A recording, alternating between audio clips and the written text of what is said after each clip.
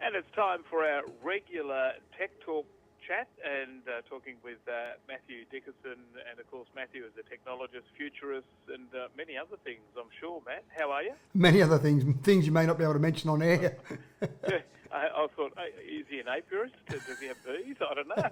There's a few is attached there. Hey, pretty exciting. Australia's getting back into the space race. Well, it is interesting, isn't it? And it's not something that you normally associate with Australia. And it's actually, in terms of the space race, we're the last OECD nation to actually get back into the space race. So, I think it's fair to say that we've lagged behind other countries in a space agency, but within 2 years, we might be launching rockets. So that's a pretty exciting thing.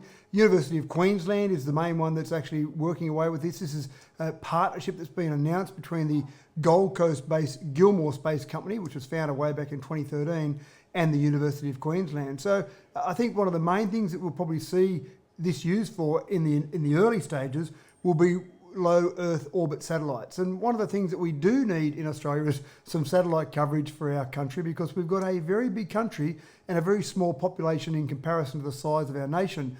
And one area where people are really challenged in regional areas, and that includes people out around where we are, Wayne, there's some huge challenges for internet connectivity out here. When the NBN was announced, one of my great disappointments, and I actually sat in Stephen Conroy's office chatting to Conroy about this challenge, but I think the technology was going over the heads of the people that were in the room with me. One of the great frustrations is that when they talk about the NBN for regional areas, they talk about the satellite coverage that we have for our nation, which is great to cover our nation. The problem we have is geostationary satellites sit at approximately 36,786 kilometres above the Earth. And at that height, you get this huge amount of latency, which makes it very frustrating to use the internet. Whereas when you go low Earth orbit satellites, they're anywhere from, say, 500 to 800 kilometres above the Earth. Then you can understand the latency when it's only got to travel 500 kilometres is dramatically less than travelling 37,000 kilometres. So this might be one of those areas where we'll see these actually rockets used to launch some low Earth orbit satellites, and that'd make it great for coverage, internet coverage for people out around all these areas that we live in.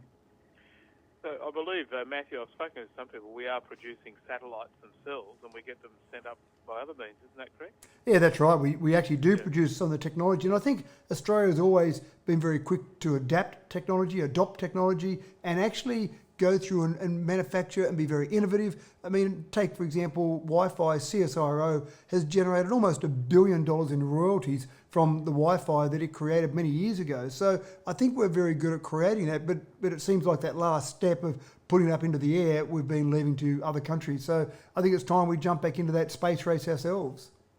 And you're listening to Tech Talk on Outback Mornings with Matt Dickerson, technologist and futurist and all the other things. Now, you must have been a gamer as a kid, surely. Well, the problem was, Wayne, I mean, I'm probably of a similar vintage to you. Gaming as a kid for us growing up was the corner store, the arcade playing asteroids or even pinball machines, although I was more into the electronic games. So I wasn't much of a computer gamer growing up. As I got a bit older and obviously computers changed a bit, then yes, I did start playing a few games. But the consoles and the games that are out now are quite incredible in terms of the power and what they can do. And Sony, of course, has just announced their latest console, the PlayStation 5, and that's been hugely anticipated. It won't be launched till about the end of the year. It'll be expensive, and again, these aren't official prices by Sony at this stage. They're just looking at some, I suppose, rumour prices and then putting it together with the Australian dollar. But you're probably talking about over $1,000 for one of the new PlayStation 5. So quite expensive. Expensive Christmas treat, gift, isn't it? It is, absolutely, but they will sell them, and the gaming market is huge. And when we talk about the lockdown that we've had and the pandemic that we've hopefully almost been through, then people spent a lot of time at home, and what they found was a lot of that time was spent playing games. So it is a huge market, online gaming contests, multiplayer games. There's a whole range of things there.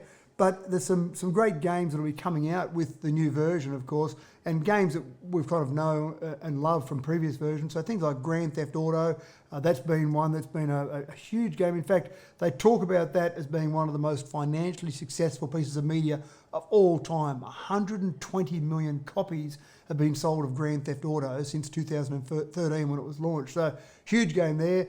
You've got some other ones. Ratchet and Clank. I'm actually a bit of a Ratchet and Clank fan. I don't mind Ratchet and Clank. My son plays it a bit, so I actually try and still stay connected with him, although he's much better than I am at it. But Ratchet and Clank will have a new version out. A Gran Turismo new version out. I think it's safe to say any of the major games, they'll be launching new versions for the PlayStation 5. And the idea will be to take advantage of that power that new PlayStation will have. So they've only put some small information out about the exact specifications of it, but you can pretty much guarantee it's going to be dramatically more powerful, have a lot more storage, a lot better resolution in terms of the actual screen resolution and the frame rate than anything that's gone before it. Well, I'm definitely older than you, Matt, and your grasp of technology is brilliant. Mine isn't. And I remember going to arcades and playing a car game, and the car was sort of stationary, and you had a steering wheel, and you had a film in front of it. Yeah, I do remember those. Yeah. and I remember setting up ping pong. My stepbrother got the ping pong, and we set it up to a black and white TV and played that. And thought that was pretty cool. It was a pretty basic game, that one, wasn't it? It was you could control. To Pac-Man, wasn't it, or something? Well, the ping pong you're talking about there, the only control you had was to move your bat up and down, as you'd remember, and it was more or less a proving ground to see what they could do with graphics in a game. But it was pretty basic sort of stuff. So you show kids today that, and actually one of the things I bought for my kids a few years ago was an old classic arcade game console, which was basically just a very cheap console that had some of those ones like Asteroids on it, and the kids couldn't believe that we used to play these things. We used to put money in a slot machine to actually play these games in an arcade while you're waiting for your fish and chips. Yep, perfect. Speaking with Matt Dickerson, this is Tech Talk. You're listening to Outback Mornings. Matt, tell us about solar cell efficiency improved. You know, there's improvements there. We all love our solar. Yeah, we do. In fact, Australia does love its solar. We are the #1 nation in the world for rooftop solar, which is pretty exciting. But there's a new startup that's actually started down in Wollongong. And one of the crucial things about solar panels is that they use silver. And silver, to mine silver, to get silver is fairly or not cost prohibitive, but it is fairly expensive to pull that silver out of the mine. So this particular startup has started to replace silver with copper. Now, that's a huge step forward in the whole production of solar panels. And so this could be pretty exciting. Again, Australian manufacturing hasn't been great. There might be a bit of a resurgence after COVID-19. We might see some more manufacturing.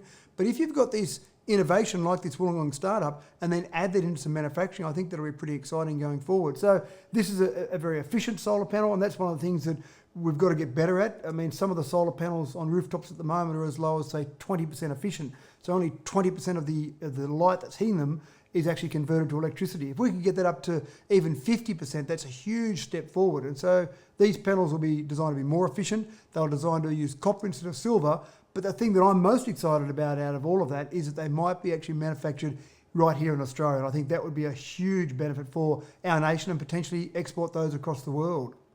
Couldn't agree more, Matt. We want to see some local manufacturing. And are you pretty confident that following post-COVID-19 that we will have more of this sort of stuff happening, being manufactured? Probably not as much as I'd like to see. I think we will see a little bit more of it. We have relied on such a global economy. And when you look at some of the really efficient manufacturers around the world, places like Toyota, they have this whole just-in-time philosophy where they've got components and parts that are manufactured all over the world, literally all over the world, and they're all shipped in and they arrive just in time. The concept of the just-in-time manufacturing is if it sits in the warehouse for too long, then that's money that's being wasted. So they want it to basically be in the warehouse and onto the production line and onto your device, whatever you're manufacturing, in a very short period of time. When you have something like COVID-19 hit, suddenly you go, well, manufacturing had to stop in a lot of cases because they couldn't keep delivering all those components. So I think companies will look at their manufacturing processes, and I hope, I'm not convinced, but I hope Australia will actually look at its manufacturing and see how we can do it a bit better. One of the things that we keep hitting up against, though, is the cost of labour in Australia is a lot dearer than the cost of labour in countries around the world, and that's because of our better standard of living. So you kind of can't have one without the other. Yeah, it's chalk and cheese, isn't it? It really is. Well, Matt, thank you very much for your time. Always a pleasure. Look forward to catching up next week. My pleasure. Chat again. And Matt Dickerson, of course, technologist, futurist, and this is Tech Talk, and you're listening to Outback Mornings.